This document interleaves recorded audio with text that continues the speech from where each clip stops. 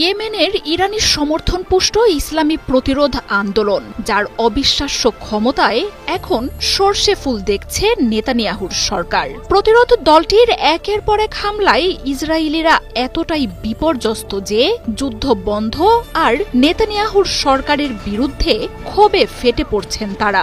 ইসরায়েলের গণমাধ্যমগুলো বলছে, ইয়েমেনের যোদ্ধাদের দমনে ইসরায়েলের মিত্র যুক্তরাষ্ট্র হামলা করছে ঠিকই, কিন্তু ইরানের নেতৃত্বে গড়া প্রতিরোধ দলটির অস্ত্র আর ক্ষমতা অক্ষত রয়েছে। আর তাই ইরান ও ইয়েমেনের বুদ্ধির কাছে এখন চূড়ান্ত ধরাশায়ী হওয়ার পথে ইসরায়েল।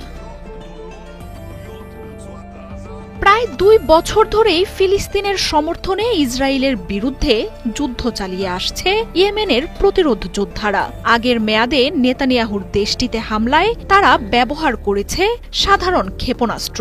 বেশিরভাগ হামলা হতো ইসরায়েলের হাইফা শহরকে লক্ষ্য করে। তবে চুক্তি ভঙ্গ করে গাজা দখলের নেশায় এবার যুদ্ধ শুরু করা নেতানিয়াহুর দেশের রাজধানী তেল আবিবের আকাশে যেন তাণ্ডব শুরু করেছে ইয়েমেনের প্রতিরোধ গোষ্ঠীটি।